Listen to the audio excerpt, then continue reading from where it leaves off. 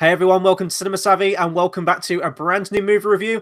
I'm Chris Garner, joined, and yes, your eyes do not deceive you, by Tate in the mountains of Austria, joining us live. We are here to give our review. Well, we're kicking off Oscar season. We can announce that, Academy Award season. Yes, we've also covered some reviews in the past, like Black Panther and Bohemian Rhapsody and stuff like that.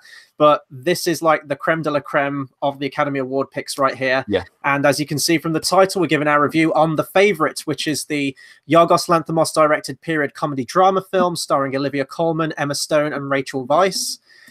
This is tying currently with Roma for the most nominated movie of this year's Oscars, the 91st Academy Awards. Yeah.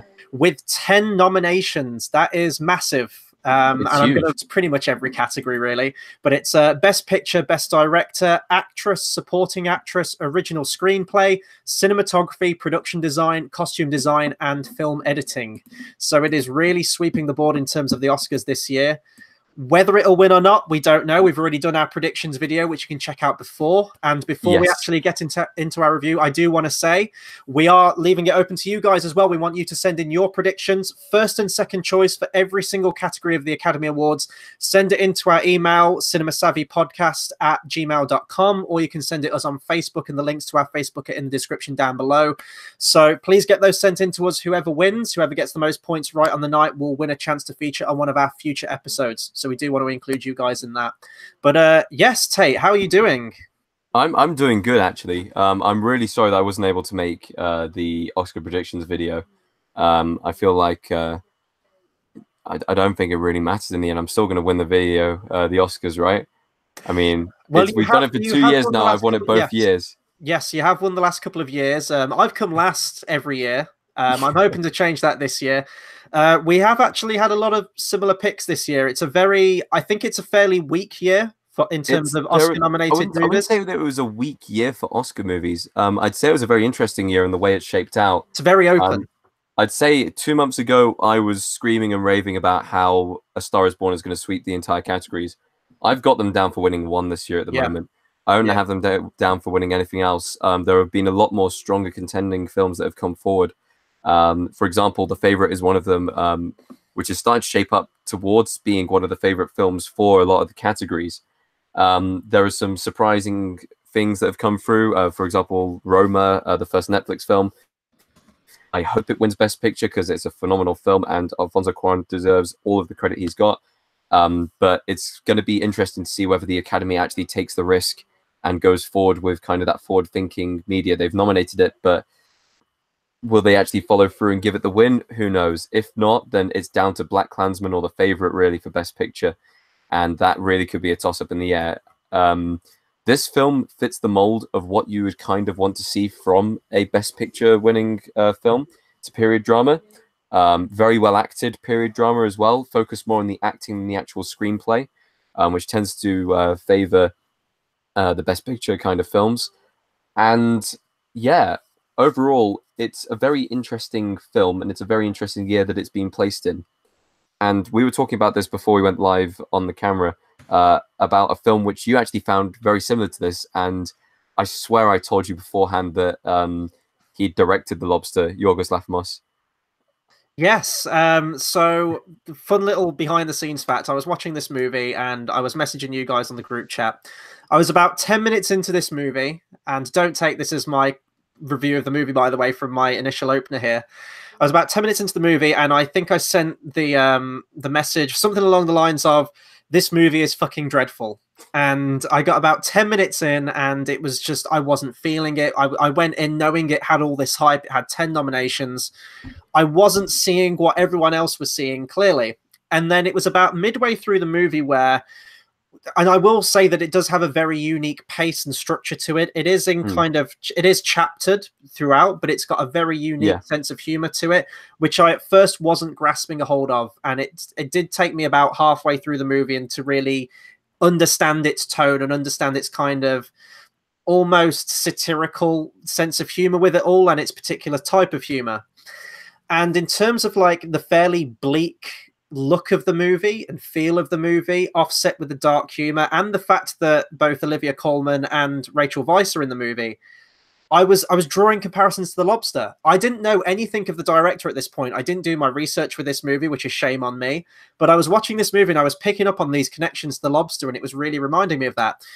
Strategic Google search later, I find it's the same director, which made a lot more sense and made me, especially because we also, both of us, reviewed The Lobster, a movie that I hadn't seen until you recommended it me, and what I absolutely loved. We talked for a very long time on that movie. We could have talked for so much longer. Exactly. And because of that, and I think because of my previous love for The Lobster and his particular directing style with that movie, it helped sort of transcend into this movie that I was watching.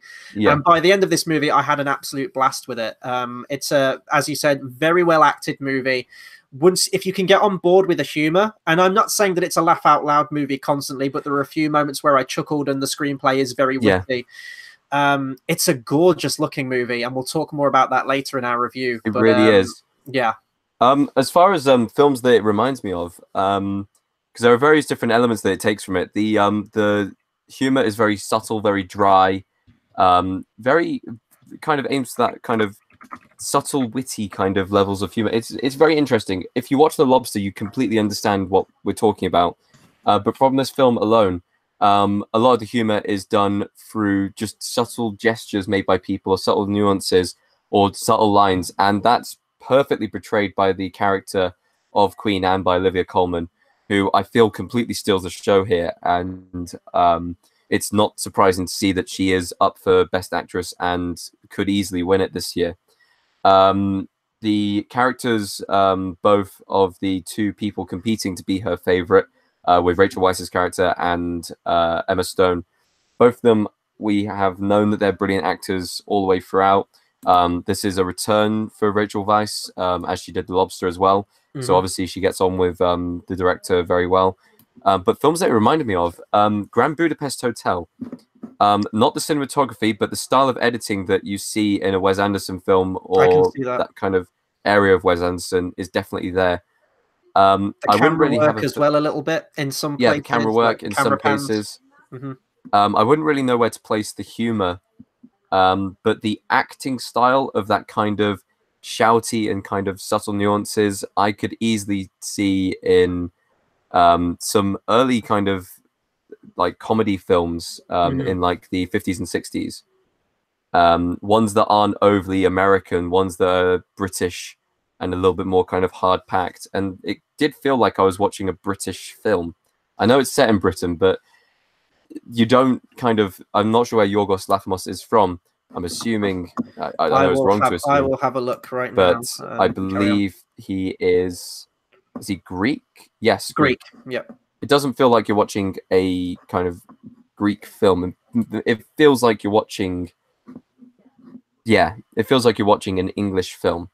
Absolutely. And sometimes with directors like Alfonso Cuarón, you definitely know you're watching a Alfonso Cuarón film.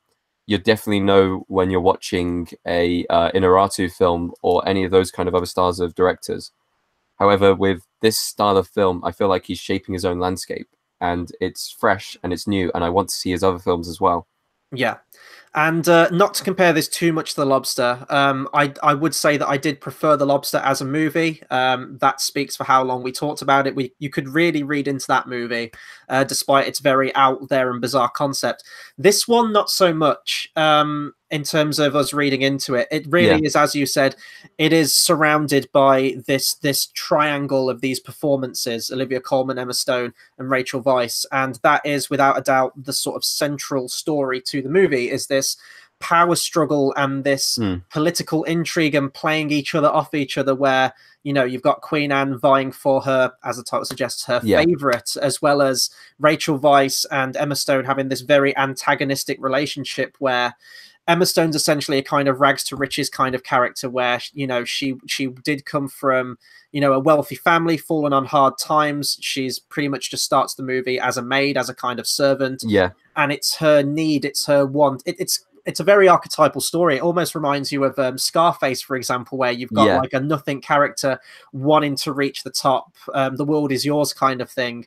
And you've got Rachel Weisz, who starts at that high position, who's already there, but she's got to try and maintain that position when this new threat comes into her life, Emma Stone. It's so interesting. It's so brilliant to see these two playing off each other.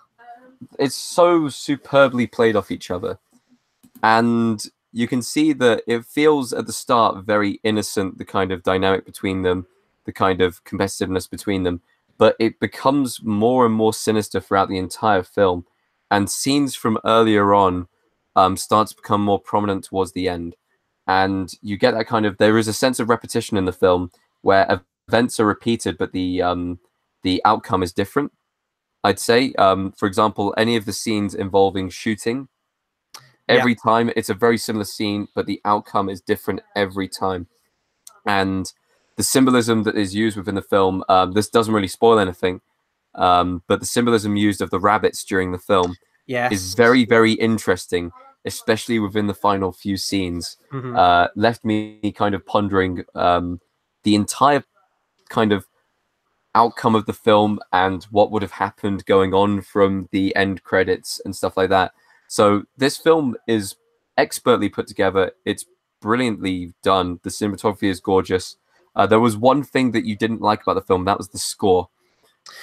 It's not that okay. So there's one track in particular in the score, and I think there is no inherently original music, like new music. Yeah. Sorry, for this film. There's no sort of score. It's all been taken from Baroque composers that were prevalent around that time period and would be the kind of music they'd listen to. And there's a lot of sort of ambient noises and sounds that are also integrated, very similar to The Lobster in that regard, I think. However, there is one particular track that repeats throughout this movie, which is just like this horrible discordant drone. And I get that it's like two notes almost, and it's just constantly repeated for scenes that last for about 10 minutes, and it's wildly distracting from what's going on, and it really did start to irritate me. I don't know if anyone else has had that who has seen this movie and understands where I'm coming from with that. I felt like that was feeding into the idea of repetition and things repeating. And there was subtle differences made with that as that came through towards the end of the film. I believe like maybe an extra note or two added on to the end of it just to kind of show that it had developed. But yeah, to me, it didn't stand out as much as the score to Lobster, which I actually really enjoyed. I really liked the score to Lobster, whereas this one wasn't as strong in itself. Yeah. Are we going to be doing any spoilers, or we'll get into spoilers in a second? I did want to talk more about sort of the production of this film, sure. though, and sort of how it came about. So apparently the original draft of this script written by Deborah Davis was written around 1998. She sort of handed in this first draft of the script, passed between producers and everything like that, eventually settled on Yorgos Lanthimos.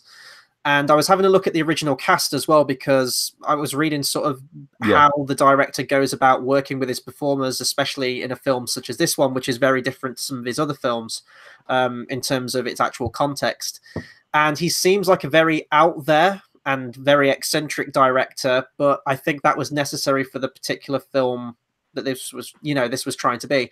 Apparently, he always had Olivia Colman in mind to play Queen Anne. Even back in 90, whenever it was? Maybe not in 98, but when it got to he, him and he was thinking about making the film, that was his he'd used Olivia Colman in The Lobster anyway. Exactly, so that would make sense, and it was originally going to be Olivia Colman, Emma Stone, and Kate Winslet were going to be the three. Okay. I can see Kate Winslet doing that, and I think she would have been fantastic. I love Kate Winslet as an actress. There haven't been any reasons given. I don't know if she decided against the film or if maybe the director thought she wouldn't be a particularly good fit, and then it passed to Rachel Weisz after that. Yeah.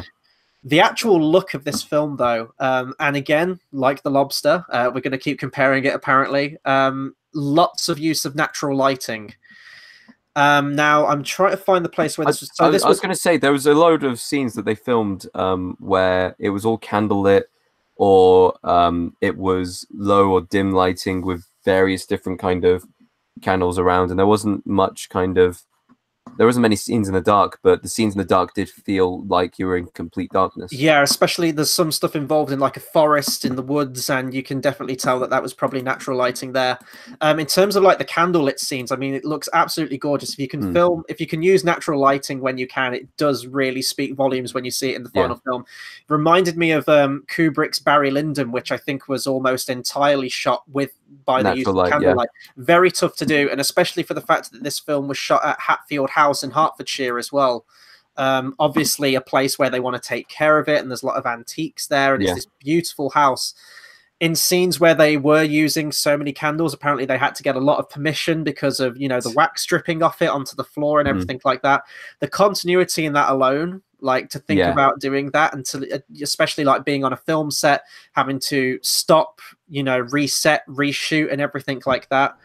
Apparently this film took 45 days to shoot as well, which I saw, which, you know, you can understand. It is it does feel very small. It is centered around these three characters, and it's not so massive in its scope, and certainly in terms of like the angles they use and the wide angle lenses, which really does give you that sense of space, and in turn isolation for the characters in scenes where they feel completely dwarfed by their surroundings. I thought it was a brilliant, absolute masterfully crafted movie in terms of how it was shot, how it was, you know, you can tell the director definitely knew what he wanted out of this movie. Even loved some of like the script ideas as well, and sort of how a lot of the background characters. Nicholas Holt's in this movie, by the way. I absolutely love Nicholas Holt in this film. All of the supporting characters, Mark Gatiss as well. He really did tap into that very satirical pastiche or like buffoonery of high society and people at court. How, you know, they're racing ducks and they're doing these really wacky, outrageous things, despite the fact that there's a war going on in France and, you know, people are dying left, right, and center. And I can't tell if Tate has frozen or not. If anyone's still watching in the comments, can you let me know if I'm still good, if you can still hear me talking? I guess I'm just going to continue while Tate is frozen. He has just sent me a message. Internet died. Okay, yes, so Tate is out of it. Hopefully I'm still good, and I'll try and continue this review until hopefully he jumps back on in a second. So Tate wanted to talk about spoilers, and I guess I'll get into that now. So if you haven't seen The Favourite and you... Oh, hang on. We have Tate. Sorry. Tate is back. Dodgy Austrian internet. On my screen, we still have old dead Tate from the past, and now we have new Tate. Okay, cool. That's fine. There's going to be two Tates. There's nothing wrong with that. Okay, I was just about to get onto the spoilers. I'd pretty much said everything I could for the main movie. That's okay. If we're going to get onto film. Yes, general recommendations. I would say watch The Lobster first, almost, and see if you'd be into this kind of movie. I think if you just see this movie, if you've seen the trailer, if you've seen a poster or something, and you assume that this is just going to be a straight retelling of the 5-year reign of Queen Anne, and it's going to be a very serious, matter-of-fact historical period movie, I think you're going to be very much let down. This is a very unique comedy movie. It took me a while to warm up to it. But I think there is a lot to like there once the film really digs into that very manipulative and turbulent relationship between these three characters. I think there is a lot to like there, and when you focus in on those performances and the whole events that are transpiring around the movie, I think you're going to have a really good time with it. It's a very much a Marmite movie. It's an acquired taste movie, so that might put some people off. But I think it's definitely a unique movie, and it's one that, although I watched it a couple of, yesterday, I think, or a couple of days ago, it has stayed with me, and I'm thinking about, maybe go to see it again, because I think it is one that you'll definitely benefit from repeat viewings. You'll see more of these lines in the script that get a payoff, or definitely, things like that, definitely. One of which I might bring up in spoilers, actually. But yes, go ahead, Tate. For me, it is. The Lobster is an interesting enough film. It's quite out there and wacky. So if you're able to get through that, then you're easily going to be able to get through this. This would be a more mass appealing film than The Lobster itself. So I totally recommend to go and see The Favourite. Incredible acting, incredible cinematography, brilliant screenplay, and just an overall good film. Playing off with power dynamics in 18th century Britain and stuff like that. Yeah, definitely. So definitely very good. Spoilers then.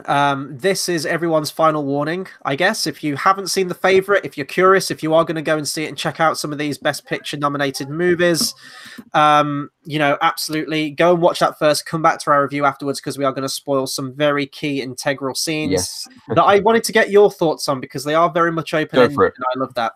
I think we're talking about the very end, right? The final shot of the movie. Yes, we are. The final shot of the film.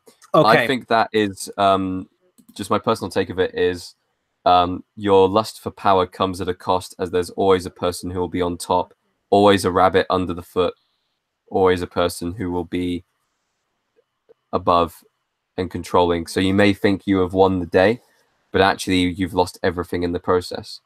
It's very much a cautionary tale, and as I said, it's a story that has been told many times. Scarface is the one that comes to mind, as I mentioned earlier. I'm trying best not to repeat the lyrics of "Push It to the Limit" from that movie. You know, your rise to the top, the cost of fame and fortune, sort of everything that goes with it. I thank you all. That's a Queen song.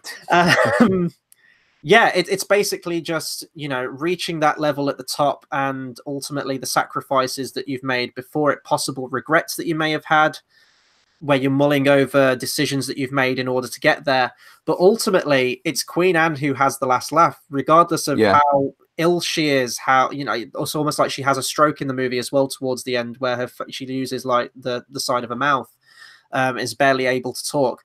Ultimately, she still holds power, and although Emma Stone's climbed from, you know, very much just a maid, and even though Rachel Weisz's character was incredibly manipulative towards Queen Anne, like to Olivia Colman's character, in the end, it's almost like the realization of, hold on, wait a sec, I'm the person who holds all the cards here.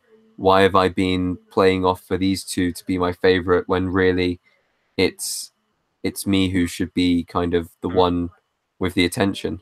Queen Anne throughout most of the movie is played very childlike, very naive, very out of her depth. She's a woman who essentially, you know, hasn't been taught all of this stuff, but has been thrown into this position of power, and she's surrounded by yes people. She's surrounded, you know, she's very childlike and innocent in that regard. But by the end, she hits that regal quality to me. She hits that queen status. Emma Stone's climbed all this way from essentially being a servant, rising to a position of power that she believes she has. And in those final few minutes of the movie, that all comes crashing down with the realization that she is ultimately still a servant, and what her life is going to entail. She's just basically become one of Queen Anne's rabbits. Yeah, absolutely. A plaything that she can manipulate and use at any point to her will.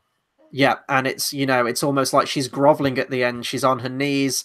She's massaging Queen Anne's like gouty leg, and, you know, Queen Anne sort of like grabs her by the head like this "I control you" kind of thing. Very dominating position. I thought that was beautifully bookended. I really, really did. And essentially, like, obviously, her failing health, like, she probably, I don't know what year it was set in at that particular moment of the movie, so she perhaps wouldn't have very long left, but you get the sense of this whole system is just going to keep repeating. Someone new might come in who's vying for that position and her affections, essentially. And who's to say that it hasn't happened already before? Yeah, exactly. Everyone would have always started at that position. So it's a very cautionary tale at the end of the movie, and I think that was, I love the final shot of this movie. I thought that was beautifully put together, and really did make you think. Although it's a very fun, I won't say fun, it's a very satirical movie, and definitely does have that dark humor. When it hits that ending, it does almost become very bittersweet. But you kind of grow to hate the Emma Stone character a little bit by the end. So you almost feel a sense of satisfaction when she's kind of put back in her place, essentially. But it's nice to see that rivalry, I won't say rivalry, the two probably get on very much, but it's nice to see that rivalry almost transcend into the Academy Awards itself, because both Emma Stone and Rachel Weisz are vying for the Best Supporting Actress role. I'll say this now. I can't remember who put it down, but someone put down Emma Stone as their pick. I think that would have been a mistake. Emma Stone has won her Oscar from previous years, and Rachel Weisz is really the one that people are talking about for this year as far as her acting quality and the character. I really don't, because both of them are fantastic. I can absolutely see why both have been nominated. They're both very good in different ways. Emma Stone, obviously, she had a vocal coach, and apparently she was very apprehensive about taking the role because of her accent, and she was worried about that. I think she did a fantastic job. Some great scenes there, but I do think I would give the edge to Rachel Weisz, and I think maybe that's down to the fact that I personally think she gets the best lines in the script. And I love the way she carries herself and her mannerisms throughout most of the movie. So I would probably just edge it to Rachel Weisz. But as I said, this movie's been nominated for 10 Academy Awards. That is huge. And it's going to be very interesting on the night of the Oscars to see how this pans out. I don't think it's going to take Best Picture, but I definitely think it will pick up a lot in the acting categories and possibly, you know, like the production and everything like that. Cinematography, maybe. It definitely has a chance.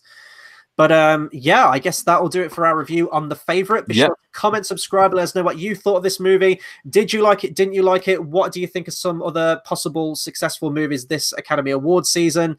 As I said, please get in your predictions, first and second choices for every single category in the Academy Awards. Send it to us, cinemasavvypodcast@gmail.com, or our Facebook page, and whoever wins will get a chance to feature on our future episode. We're going to continue the Oscar movies. I only have 3 left to see now, but we're also going to be I've got 3 or 4 as well, Yep, I've got Green Room, Vice, and Roma left to watch. There's some other ones as well that only are picking up a couple of awards, but we're going to have reviews on all of them, including many of the other movies that are also coming out in February. How to Train Your Dragon 3 and Lego Movie 2. I'll be at those. So please hit that subscribe button. Hit the bell icon as well to stay updated every time we go live. We're very sporadic with these reviews, but we'll be covering you with all the movies before the Oscars, as well as doing our Oscars live stream, our annual Oscars live stream. We'll have times for that closer to the time. But yeah, thank you to everyone in the comments who's joined us tonight. And until the next video, we'll see you guys next time. Thanks for watching.